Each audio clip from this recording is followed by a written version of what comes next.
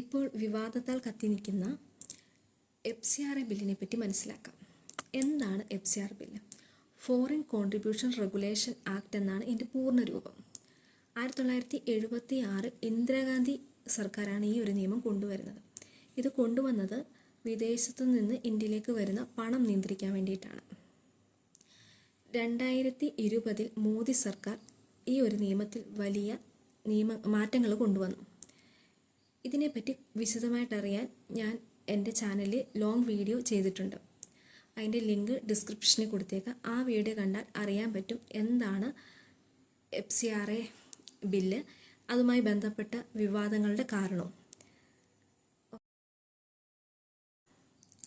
ഇപ്പോൾ വിവാദത്താൽ കത്തിനിൽക്കുന്ന FCRA ബില്ലിനെ പറ്റി മനസ്സിലാക്കാം. എന്താണ് FCR bill? Foreign contribution regulation act എന്നാണ് ഇതിൻ്റെ പൂർണ്ണ രൂപം.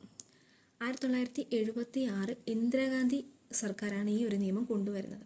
ഇത് കൊണ്ടുവന്നത് വിദേശത്തു നിന്ന് ഇന്ത്യയിലേക്ക് വരുന്ന പണം നിയന്ത്രിക്കാൻ വേണ്ടിയിട്ടാണ്. 2020 മോദി സർക്കാർ ഈ ഒരു നിയമത്തിൽ വലിയ മാറ്റങ്ങൾ കൊണ്ടുവന്നു. ഇതിനെപ്പറ്റി വിശദമായിട്ടറിയാൻ ഞാൻ എൻ്റെ ചാനലിൽ ലോങ് വീഡിയോ ചെയ്തിട്ടുണ്ട്.